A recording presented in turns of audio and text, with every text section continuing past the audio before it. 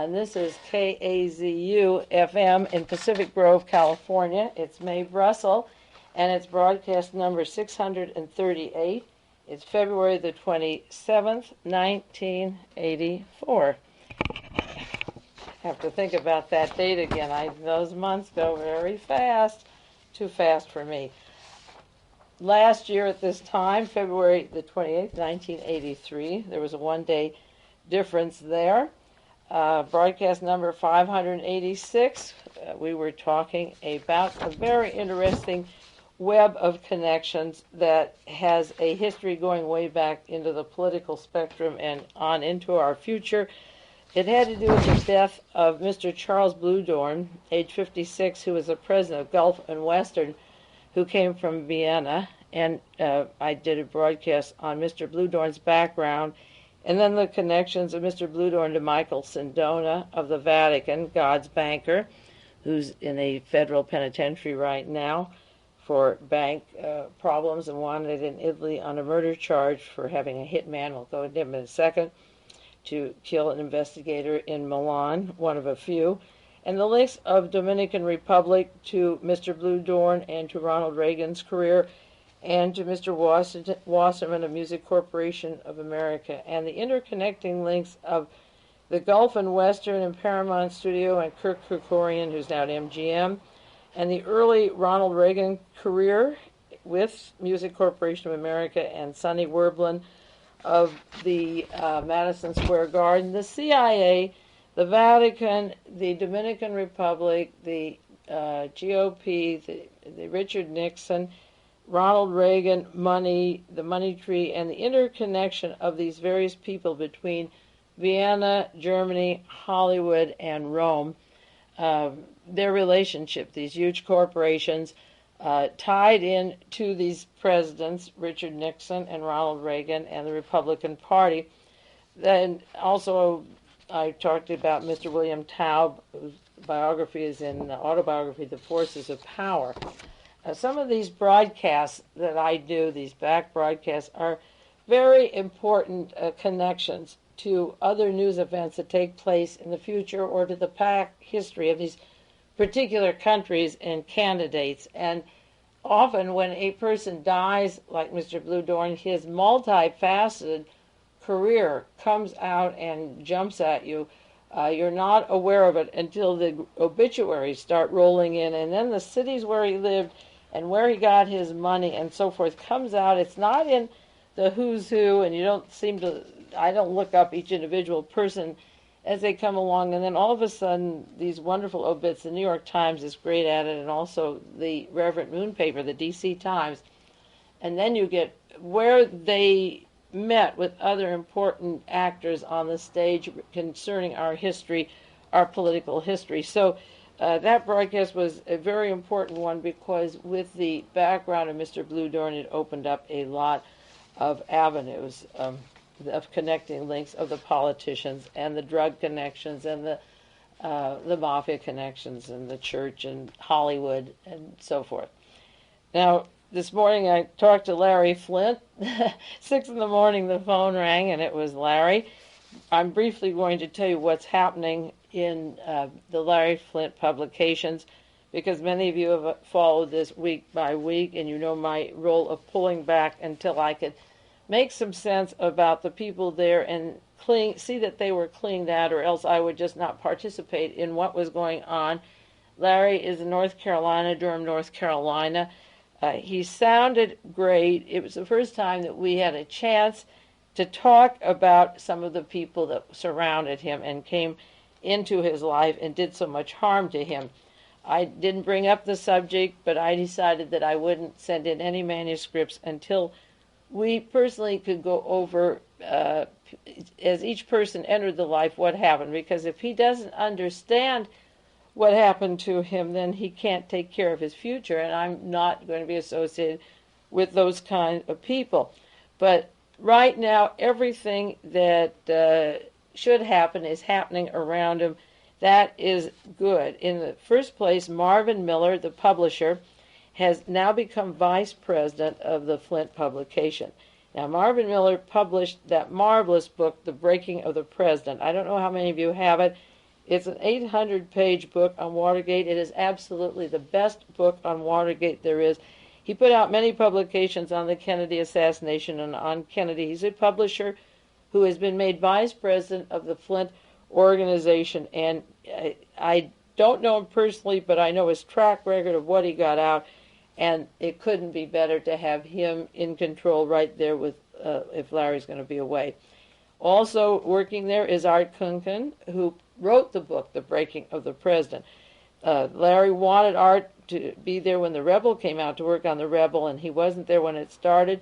He came up to Carmel and spent about 3 days with me over New Year's before he went down to L.A. Then he went to Springfield to see Larry.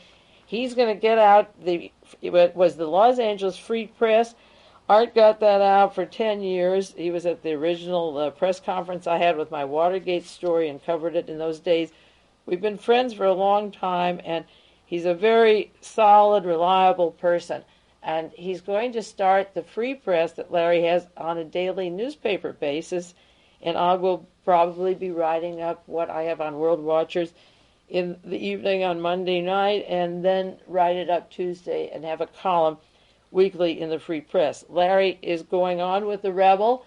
There is money put into the Flint organization with Art there and Marvin Miller, and the Rebel will continue. I thought it would go as a monthly. He wants a weekly, and he wants me to do an article a week. I can't do a newspaper article and a Rebel article and a Hustler ghost writing for him, so I will have to juggle it around as much as I want to write. He wants to take, and that is fine. We had a long talk about some of the people that entered his life. He's afraid of them. He's afraid he'll be killed. One in particular he told me about. And then I finally understood how all of these people surrounded him, because the subject of one of these particular parties came up, his name, and he learned that his telephone had been tapped for the past 12 years. And when I first called Larry Flint's offices and offered to do a story on Larry McDonald, when that plane crash went down in Western Goals, Larry called me, and then he had me talking on the telephone to various people at his home, and movie director and different people, and he'd call and ask me about certain characters, and I would warn him and tell him, and they, as I told you many times, they would enter his life. Well, the telephones were tapped, our conversations were tapped, and everybody I warned him about was invited into the home, into the mansion, and they did everything to separate his opinion of me, even turn in reports that I was with the KGB. But the point is that these people, for all purposes, have splintered off and left. And I've had their names on the air almost every week. You know who they are. He's, as I say, afraid of particular people. They have, I know, he didn't tell me this, but I know one of them bragged about certain people he had killed.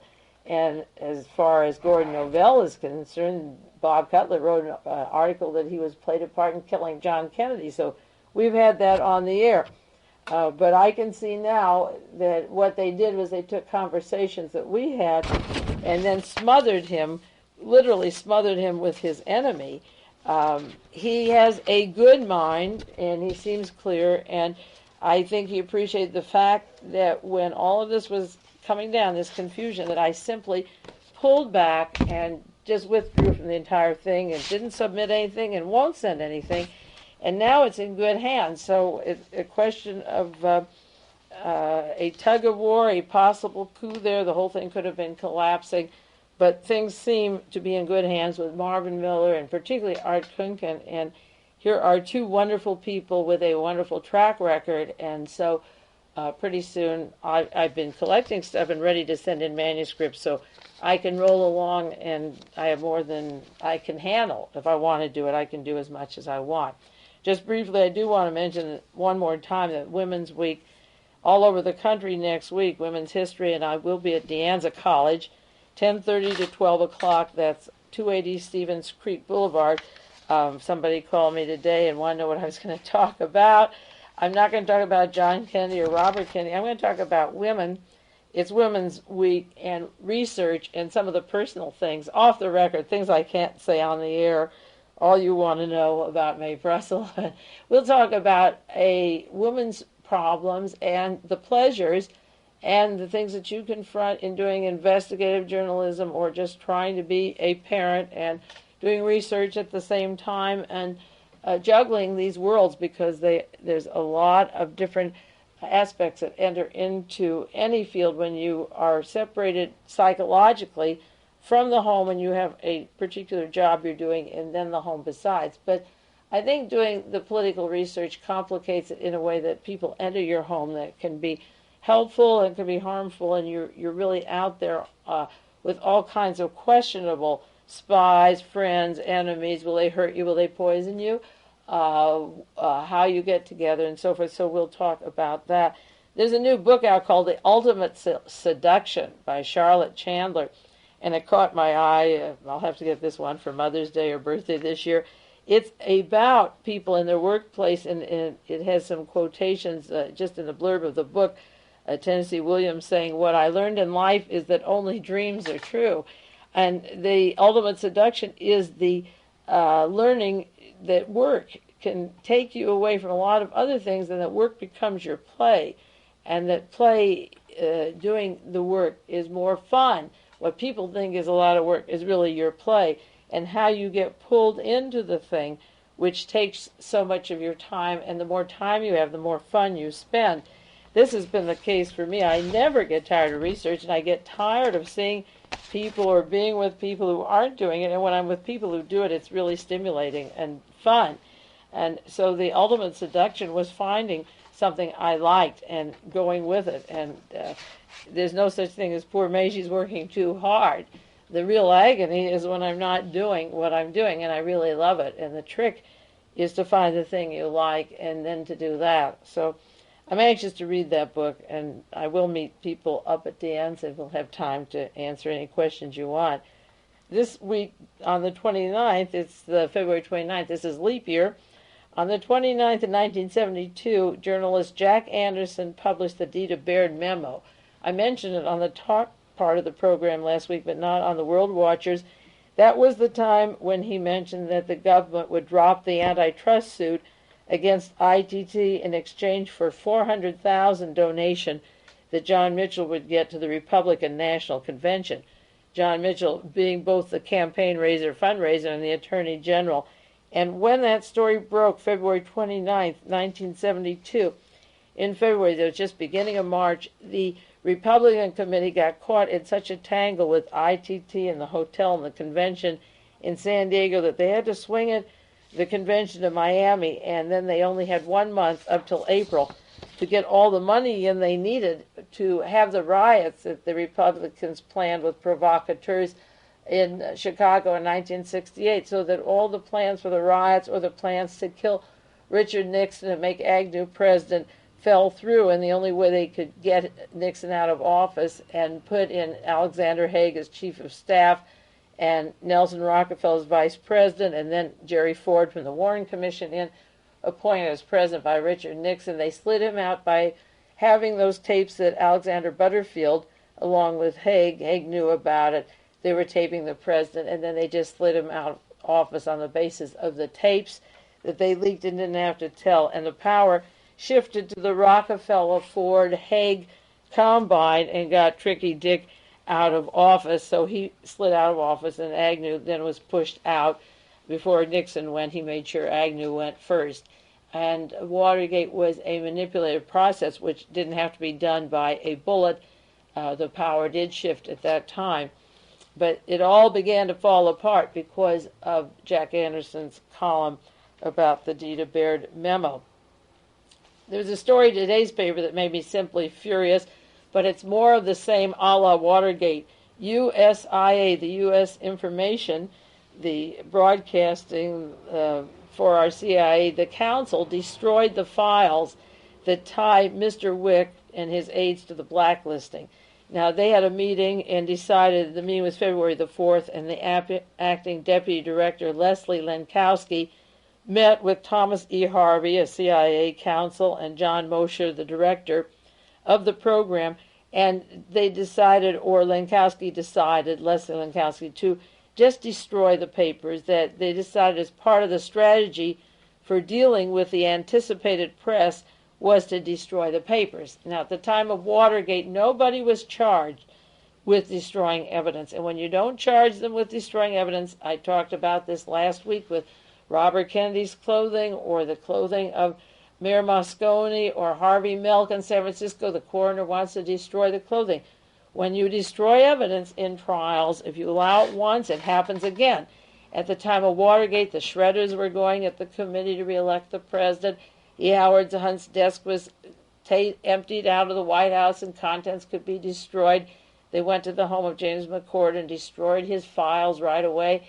And even the acting director of the FBI, L. Patrick Gray, was told to Deep Six to throw into the river some of the papers so that there were fires. And Charles Colson had asked Gordon Novell to erase the White House tapes, everything they could scramble on and destroy. They still had impeachment procedures that they didn't go through to remove Nixon, and they should have gone through them. So the USI takes their papers and destroys them, and that should never be allowed. And yet today they said, well, that's all we could do is destroy them, and that's what the coroner said in San Francisco about the clothing that would be destroyed that could put Dan White back in prison. I think something has to be done about that, but I don't know what we can do. Now, I got an article from the Houston Post about a man who died. He fell out of the 9th floor of the federal prison in New York City. I've mentioned his name many times on the air, and I can't figure out why none of my papers have had this story. If you've seen it, send me a copy of your paper. I haven't seen it in the Washington Post or the New York Times. Maybe you've seen it. I haven't. This is the way it reads in the Houston Post. Inmate killed in plunge. Now, it isn't an Associated Press or UPI story. It's the Houston Post News Service. Hitman suspect dies in escape try in New York prison. An inmate suspected of being the hitman for Italian financier Michael Sindona fell to his death trying to escape from the 9th floor of a federal prison. He had sheets he was going to tie together like Tarzan. Can you imagine how many sheets it would take to get out of the 9th floor of a federal prison in New York City? Now, this fellow, the story jumps from his prison try down to Tennessee where prisoners are out, down to Mexico where prisoners are out, which has nothing to do with this fellow. He fell out of this building. It's a 12-story jail building in Lower Manhattan. Then Mr. Arrico, this is William Arrico that we've talked about many times. He's the fellow that was also he was in a jail before and left in New York City, and then was picked up at Bucks County, Pennsylvania, just at the time that Grace Kelly died, and that the family from Lockheed were killed in, former president of Lockheed was killed in Philadelphia, and out of Bucks County came this assassin hitman for the Vatican, and all of a sudden he was picked up. He was supposed to be sent to Italy. This article says the Justice Department began seeking court approval last December to extradite Arrico and Sindona to Italy, where they were accused of the 1979 murder in Milan of Giorgio Ambrosoli. I did several broadcasts on Ambrosoli, and you can get those if you want. That's at the time that he was killed. And I mentioned those broadcasts. One was, if you want to look them up and have them, 414 and 426 were the time that he was killed. He was a lawyer liquidating one of the banks of Sindona's that collapsed. This man would be a primary witness as the hitman to Michael Sindona, God's banker, and all of a sudden out of the 9th floor he goes flying out in New York City and is killed.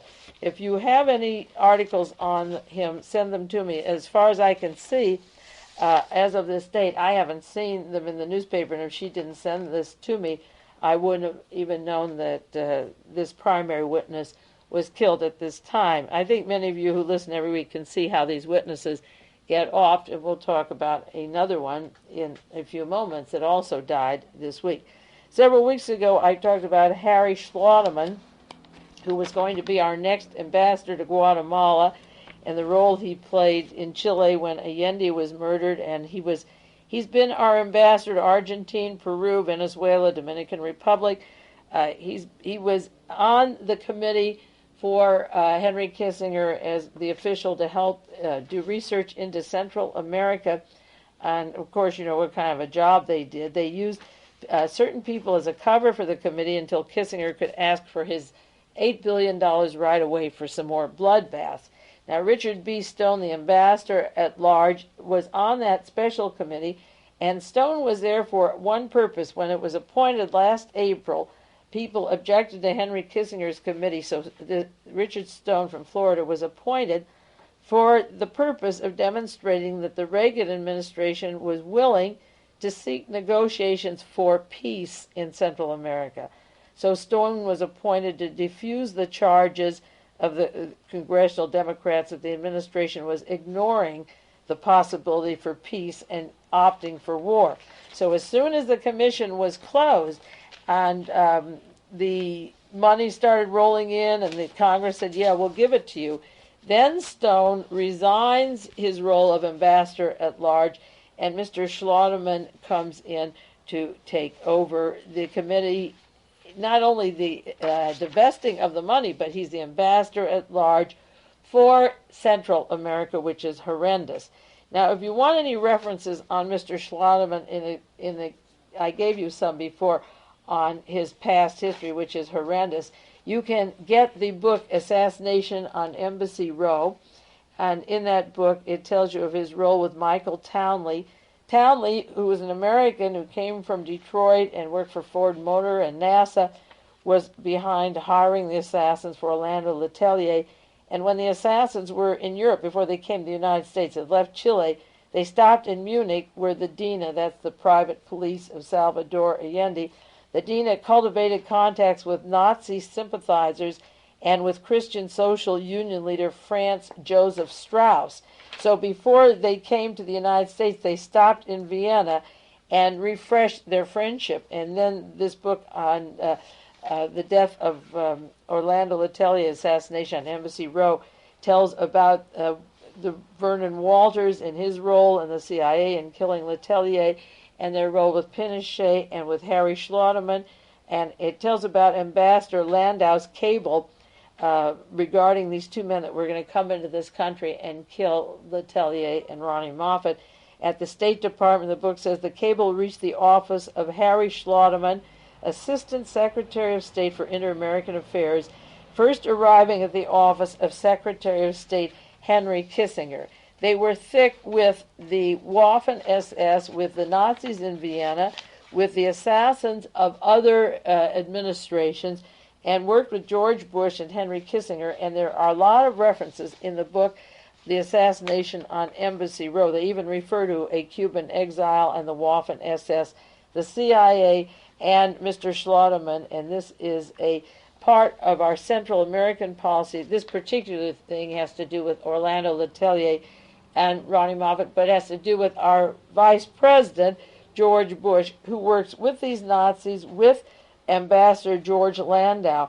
Now, looking up the Schlotterman information, I read a section in one of the books on George Landau, our ambassador to Chile at the time, was, would you guess, from Vienna, just like Mr. Bluhdorn and a lot of other people. He came over like Henry Kissinger or Peter Drucker into Army intelligence just before the war was over, and then as our ambassador to Chile when the Nazis were put in power, working with Paraguayan President Stroessner and the Nazis in South America.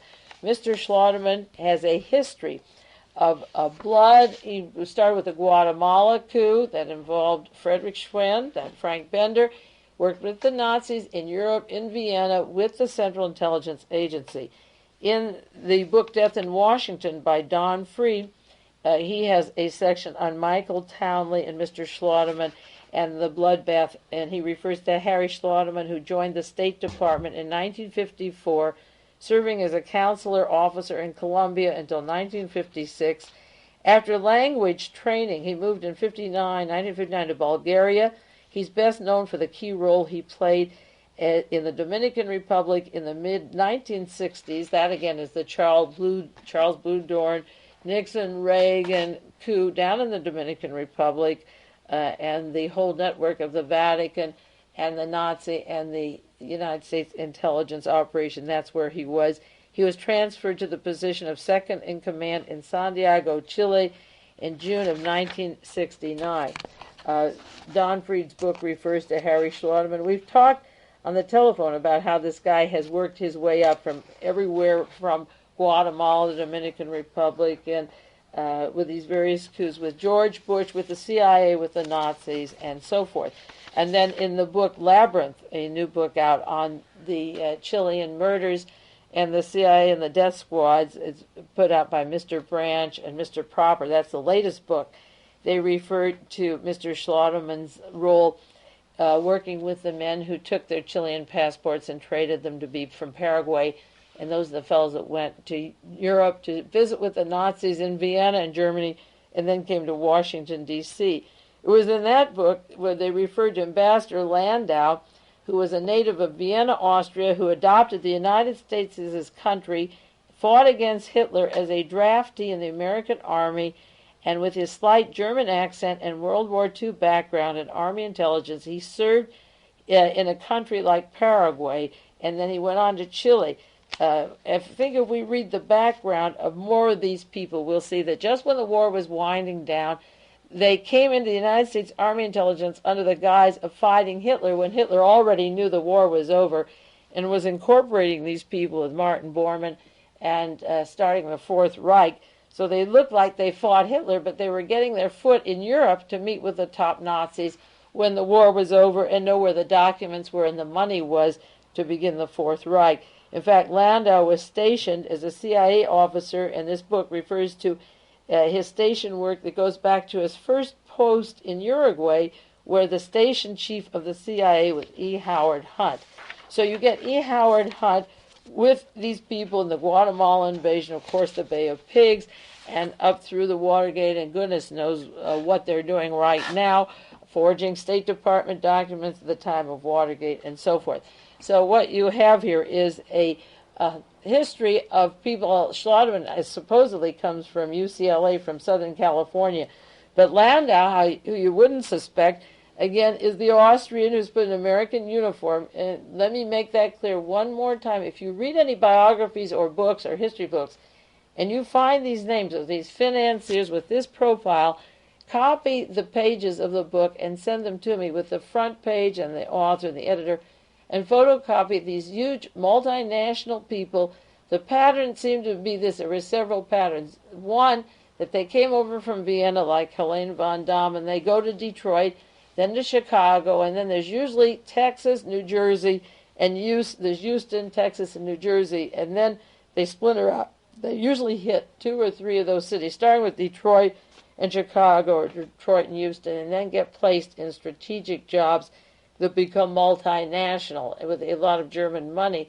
And there are people that came in, like Peter Drucker and Fritz Kramer and Henry Kissinger, and this. Now we have the ambassador to Chile and the CIA, Mr. Landau, who is so important in this story of these death squads in South America, who came from Vienna and came to the United States, and they put on American uniforms.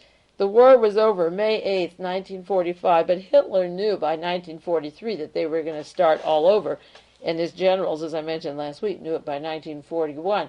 But these people came into the United States from 1943. At the time, the Nazis were reorganizing, retrenching, changing their name organizations, and they put on American uniforms like 1944, and with their German, and went directly into American intelligence and end up in Europe.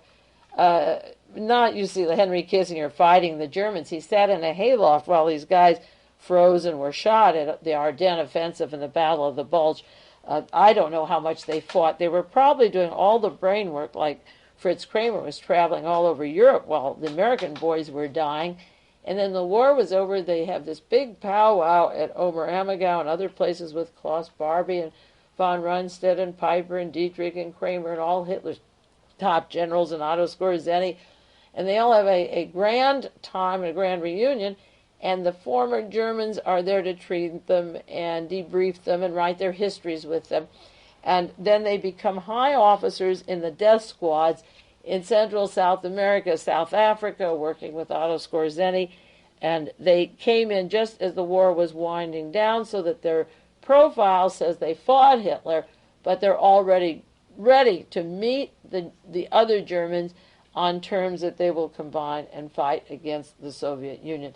This pattern, once you get aware of the formula, the pattern reappears. So when I read a book, I'm looking up Mr. Slaughterman in a book, and I see that Landau, the ambassador, is from Vienna with this same pattern as Peter Drucker, Fritz Kramer. I take another look, and if I had time in my lifetime to reread the books I have, much less buy the new ones, then these pages would jump at me, and what I just accepted or passed over is not a pertinent part of the story, is a very essential part of the story of what happened to America in the transfer of becoming the Fourth Reich, so that when you go into Grenada with the Nazi helmet and they refer to it as a blitzkrieg, it is in fact a blitzkrieg, just as Hitler had throughout Europe.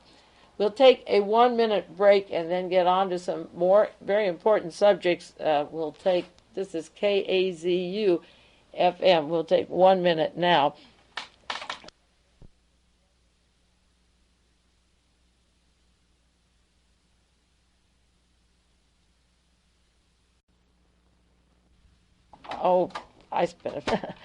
This is Mae Brussell, and now we'll continue part 2. This is broadcast number 638. That's a lot, 638, February 27th, 1984. We get one extra day this year with leap year, so we're lucky. I don't know how we squeeze that in, but we have an extra 24 hours if we're in a hurry. Now, going to the news in Los Angeles that I've gotten some calls about. I was away most of the week. In fact, I was down in Los Angeles. I went to see Johnny Meyer at the LA County Jail, and next week I'll do some more on that broadcast with you. I want to write a letter about his case and send it to the proper officials and then share more information with you. I've talked about Johnny. He worked for Howard Hughes' organization from 1966 to 72, and I was able to see him. Art Kunken from he's working with Larry Flynn, as I say, went down with me, and an attorney, and we spent time with Johnny, and I'll tell you about it next week. While I was down there that Friday, there was that shootout at the old corral at the school where children were attending, and a former member of Jonestown had a shootout. Just the day before that shootout, there was an article about Jonestown 2 days before, one in the New York Times and one in the Los Angeles Herald Examiner. The New York Times story says, judge sets the trial date for Guyana slaying. And the judge in San Francisco, February 23rd, the federal judge set the date of September the 4th for the retrial of Larry Layton. Larry Layton is a precious, little rich, spoiled brat whose mother gave thousands of dollars to Jim Jones, whose sister was active with Jim Jones in Jonestown, whose father was the chief of biological and chemical warfare in Southeast Asia, and also at the Proving Grounds in Utah, an expert in chemical warfare, and there are suggestions that the chemicals could have been used on these people down in Jonestown. This trial, he got off once, Larry Layton did. Now there's going to be a new trial on the charges that he was responsible and knew what he was doing when he shot Congressman Leo Ryan down there. There's a charge of conspiracy to shoot Leo Ryan. I imagine it'll be a quick prosecution like the Dan White, because if the prosecution doesn't present the evidence, then the person gets off if you get a weak prosecution. And Dr. Layton is very important in the Defense Department, and I don't think the children of the rich have to go to jail, and they're coddled. Goodness knows they're coddled. They probably counted on that.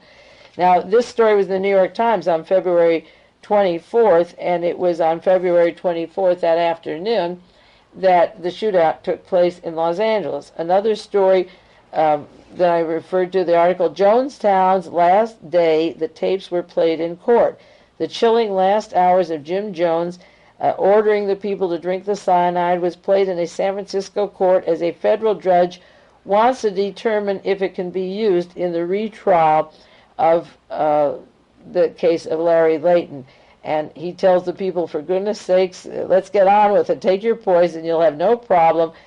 Just relax. And they're all screaming. And he's telling them over and over, just get it done. Go on through and take it and so forth. And I guess those tapes are pretty dramatic.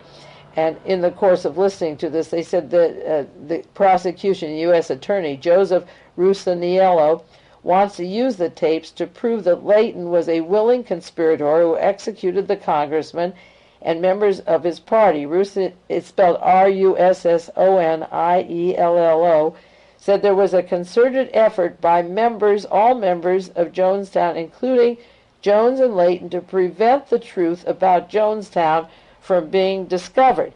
Well, there was a concerted effort to keep that truth out then, and there's a concerted effort now, and that was one of the big objections I had to Jimmy Carter when he was running for president, is the way he kept the lid on the Jonestown information.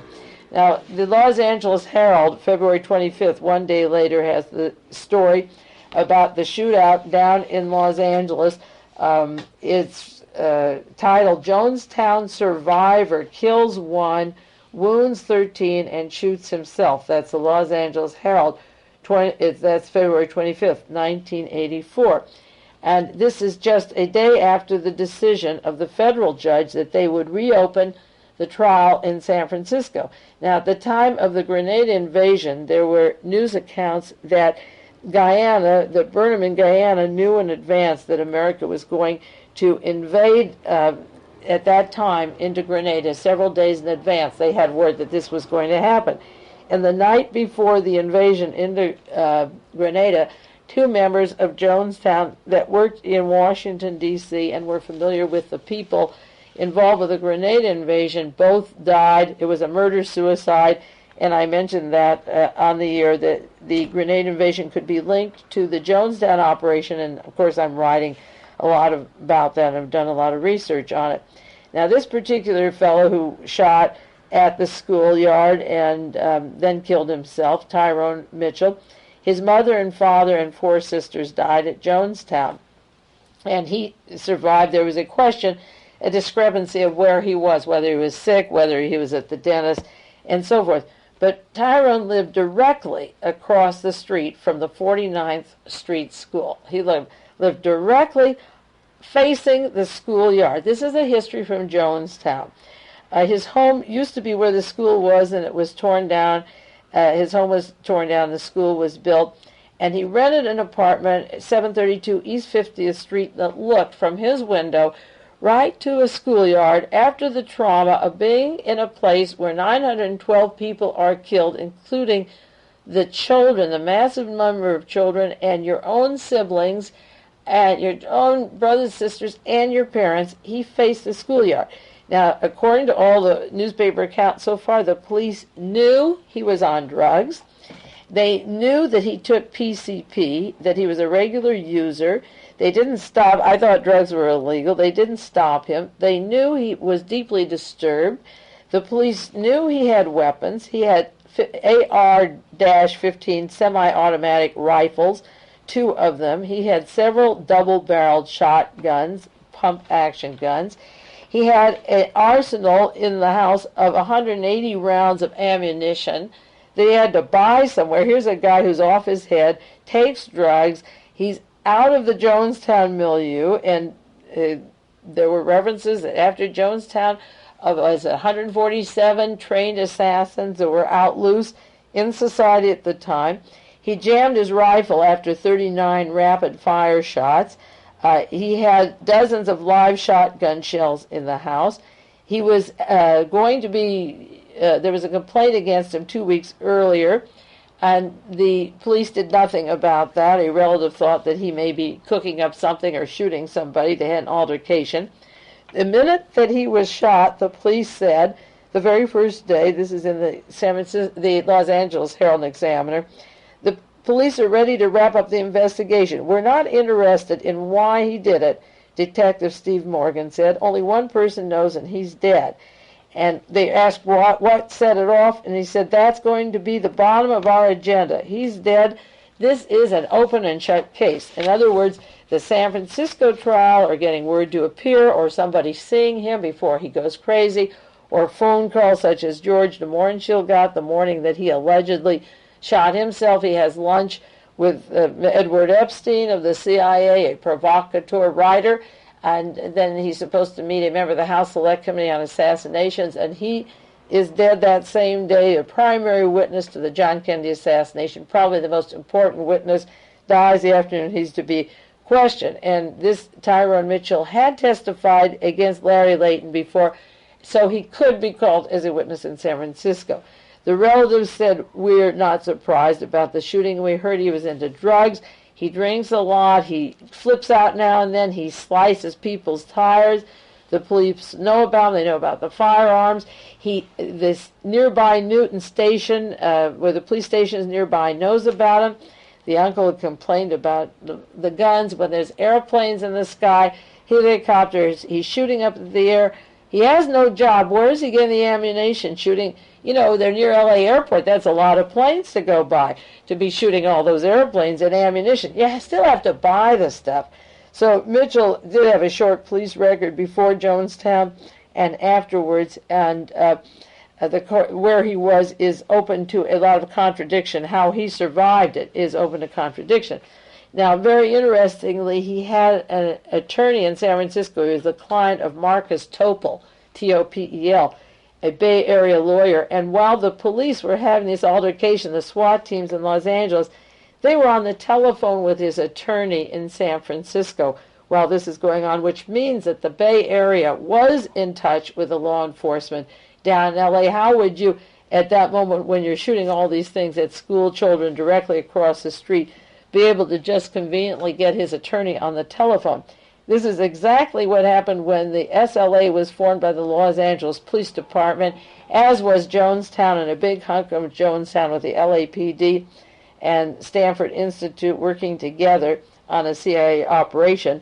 Donald DeFreeze comes down to the Los Angeles area from San Francisco and has 5 other members of the SLA with him. There were 6. He was telephonically in touch with a member of the Los Angeles Police Department up to 1 hour before they were all burned to death inside that house.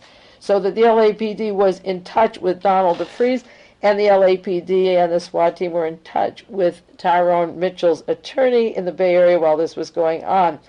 And according to this article, this is the San Francisco Chronicle, February 26, Mitchell used Topel as his attorney when the grand jury was investigating People's Temple, and that he had testified about the investigation of the assassination of Representative Leo Ryan.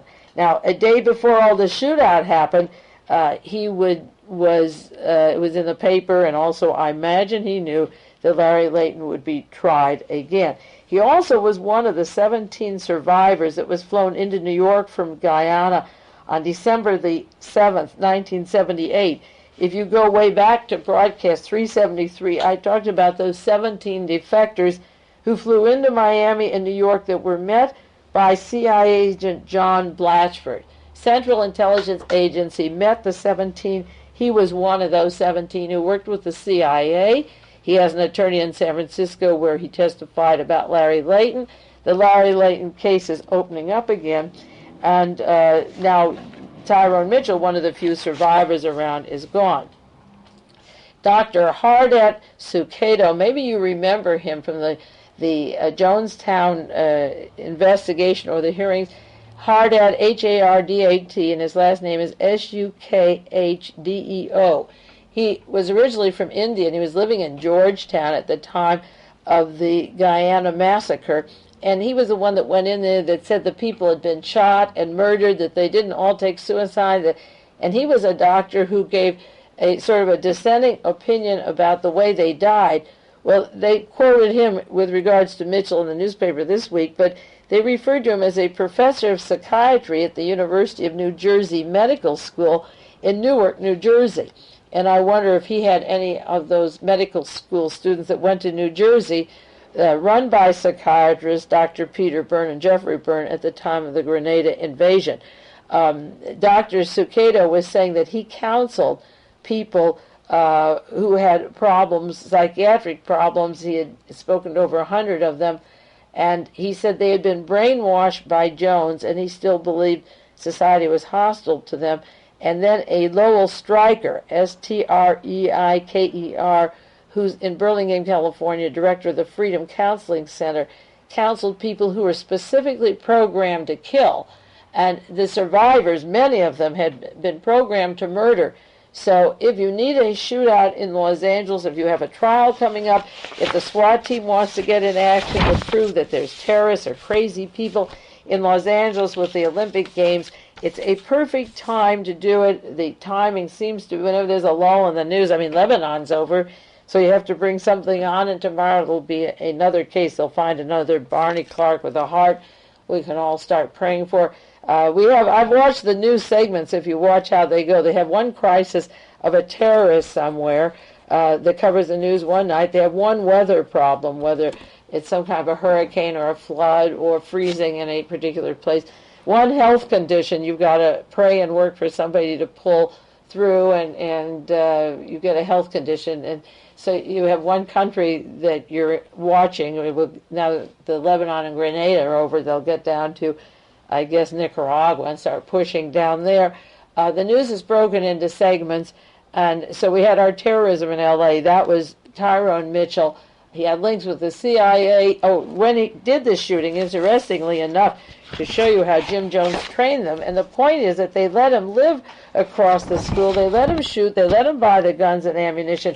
He didn't just go out as a person who grabbed a gun and offed those kids. He put himself in full regalia of his military clothes. The newspaper described he had his army camouflage pants, he had brown and black combat boots, he put on his khaki security guard shirt with a badge pinned to its pocket. Where was he a security guard, for gosh sakes? He dresses up, and then he takes out these huge arsenals of weapons and shoots one child, some are in still critical condition, and then shoots himself, goes out with a bang. This is some kind of a program zombie who not only didn't get over the tragedy of Jonestown, but should have been relocated away from small children after all those other children died that he knew, should have certainly not been across from a school, should not have been around the corner from a police station that knew he was on drugs, that knew he was shooting, that had complaints about his shooting, should not have been provided weapons and arsenals, was not programmed if he was a killer, or deprogrammed as this psychologist in Burlingame is supposed to be doing. Here was a living time bomb that the news media loves, that the police department plays with, just like the Donald DeFreeze who's involved with crimes in L.A., and they say, wait, we'll send you to this mental place, and we'll send you to Vacaville, and then they begin introducing people to him, college graduates like Emily and William Harris and Angela and Gary Atwood from the narc squads from Indiana, teasing him and telling him he'll be a great leader, and bending his mind and pulling off this great Patty Hearst story, described in People magazine, their anniversary, as one of the 10 best stories of the past 10 years, the Patty Hearst case. Human tragedy, playing with what people will do, what people will believe, killing people right on camera, watching them burn, whether it's the Jonestown SWAT down in Guyana, or the SWAT team in LA, the SLA, playing with human lives. Eventually, this is going to rub all of us closer at home. The karma is going to come back if you sit and take this, if you like this, if you accept this as normal behavior in our society, where the crazies, the government agencies, are running the show, then you're in deep trouble. Now, what is the solution? In the 10 minutes I have left, or 12 minutes, I'm going to discuss a major victory. This is a victory of some sorts in Los Angeles, and it is not over yet, and it has to do with the Los Angeles Police Department and the settlement of the case last week, which is terribly important. Now, that complicated Los Angeles police story that I've been carrying is a three-part story, and I may jump in the weeks to come to part 1, part 2, part 3, or interweave them. But there are 3 parts of that story that we've been carrying for the past year that are terribly important. The first has to do with a 5-year lawsuit of the American Civil Liberties Union, representing 133 to 140 plaintiffs, against the Los Angeles police spying on them illegally on law-abiding citizens. Now, that case was going up 5 years until they were ready to look for certain documents to proceed as of May last year, when they discovered them a lot of these documents were taken home by J. Paul. And the second part of the story has to Western goals and the Los Angeles Police Department because the computer that was put in by the chairman of the John Birch Society, Larry McDonald, and the U.S. military with former Chief of Staff Admiral Moore and mobsters like Roy Cohn and members of the Galen operation and Steinholz from the Luftwaffe, Nazi, CIA, Pentagon, Birch Society, Murder Incorporated, Western Goals computer to put this information into it, and that, starting in May, complicated the case no end and probably was part of the reason of settling the case right now, although the Western Goals part is proceeding and will continue. And the third part has to do with the Olympic Games coming to Los Angeles this summer and Western Goals computers for that purpose and the Los Angeles Police Department. But this past week, the case was settled. Now, just before we go into the terms of the settlement, I'll pass this other article and get back to that next week. I do want to get the terms of the settlement out for you.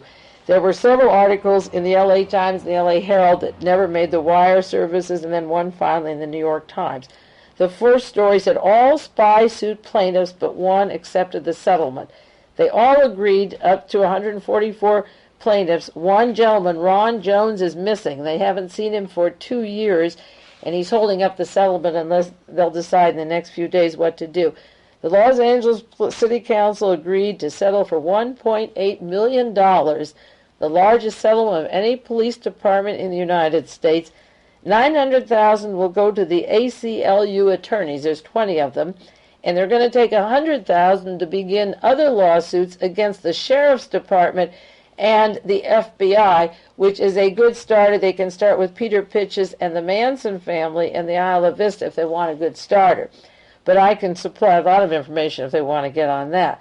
But $900,000 for the attorneys, $900,000 for the plaintiffs. One is missing. They haven't seen him in several years. Now, the media broke the story finally by putting it in the New York Times. This case has gone on for 5 years. Can you imagine that the UPI, when the case is over, did mention Western Goals? It did mention J. Paul. Just briefly, they didn't identify what Western Goals is, and they didn't identify the Birch Society, but none of the wire services, Reuters, AP, UPI, covered this case at all, with just a couple of single stories coming out.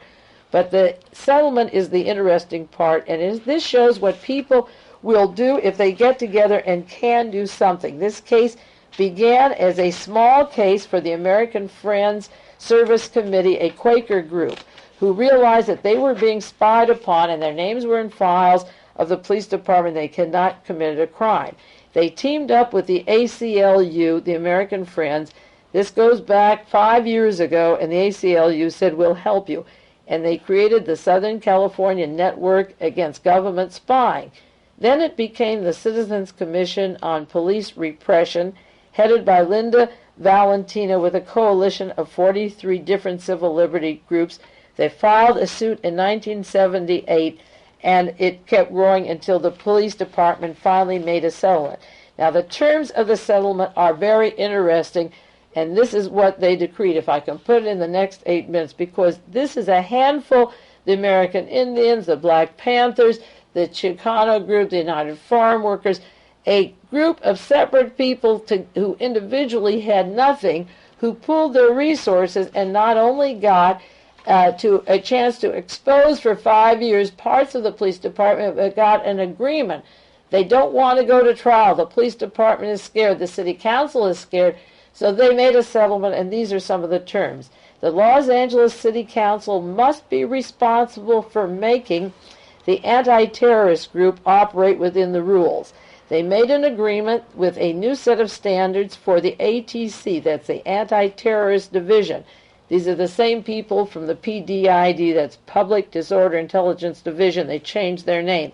The City Council must be responsible for making the anti-terrorists operate within the City Council rules. The Council will designate a special committee who are to examine all of their performances, and they're to review the Police Commission's annual audit of the division. The Council will hold public meetings to allow citizens in Los Angeles or elsewhere to comment on the anti-terrorist division if they're overstepping their boundary, which is just wonderful. The PDID was abolished when they found that J. Paul was working with Larry McDonald. And the other terms are that the Police Commission has to review the operations of Los Angeles Police Department's Organized Crime Intelligence Division as well, the OCID. They'll watch the ATD Anti-Terrorist Division, and they have access to the OCID, which is the Organized Crime Intelligence Division. The ACLU and other forces will watch it, and they agreed not to interfere with them until January 30th, 1985. The commission, the police commission, must come up with any guidelines needed to govern the city of Los Angeles and the police department. The ACLU, under settlement, by not going to court on this, promised not to file lawsuits against the Organized Crime Division for 10 months. If they find anything wrong, they have to wait 10 months for the settlement, which seems fair enough in this case. They can do their work. The ACLU lawyer, Paul Hoffman, said that $100,000 of the share would be used to establish the ACLU Police Practice Litigation Fund. The money will hire lawyers to monitor the compliance with the settlement and explore bringing other police spying lawsuits against the county sheriff and the FBI.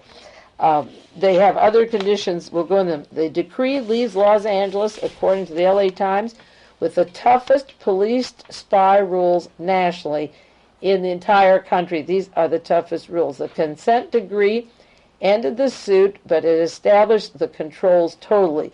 The civil liberty groups will curb political spying by national police and municipal police departments, because the idea of the lawsuits has been spreading it around, and they do have lawsuits in other cities that weren't as strong but can get stronger.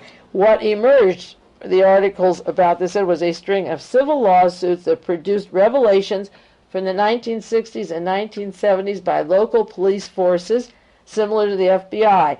Now, the additional protection is that there will be civilian authority to approve or reject their undercover operations. They can't have them without civilian authority. Now it will be important for the LA citizens to vote in a good city council. 2 members of the police commission, they oversee the Los Angeles Police Department, will authorize if police surveillance is necessary. And if it's not, they can't have it. 2 members of the commission will periodically audit their financial records to see where the money is going and what goes out. The city council will be apprised every year of intelligence activities of the police department. Now remember, the sheriff and the FBI can get in on the next suit. The accord spells out in detailed terms that any evidence that they have to begin spying on a person or an organization, it is necessary to produce that evidence and show them if they want to start or continue a probe spying. These are law-abiding citizens. There must be a written record of everybody who has a hand in any investigation. If you are spying on me or somebody else, you have to have a written approval. You can't wiretap them, you can't photograph them, you can't put them in the file. If you sign an anti-war petition down there, you can't go into Admiral Moore's computer, and they will keep track of who passes on information. And there must be a public disclosure of the number of authorized investigations. They have to make that public. The court will retain this jurisdiction over the settlement agreement until 1991. That's 7 years, so that the ACLU can seek an injunction against the police for violations of the accord. They have access to intelligence files. If people complain that their name is in a file, if through freedom of information it is still there and they continue an active file, they have to explain why. And for 9 years of watching them, they may lose their bad habits, because it will be hard to have these Louis Tackwoods hired and earning salary to bring drugs into the black community, or setting up a band to go to San Quentin so a certain DA can be elected from the valley. The salaries for these covert operations will be watched. The operations will be watched. They have to have approval. So with the city council and the police commission, it looks like this will be the best control of any police department in the United States. Now, it's only righteous that it should happen there, because it's also the worst police department in the United States. Out of there, we created the situation for Richard Nixon and Ronald Reagan, for the drugging and kidnapping of Howard Hughes, for the Bobby Hall murder, the Manson family, the Isla Vista riots, the killing of the Chicanos, and even the plans to kill Cesar Chavez, and the Black Death Squads, and the murders of various stars and drug people, like being drugged, like John Belushi, the coroner's office, and provocateurs being hired for these various crimes, and then handing it on to the Defense Department.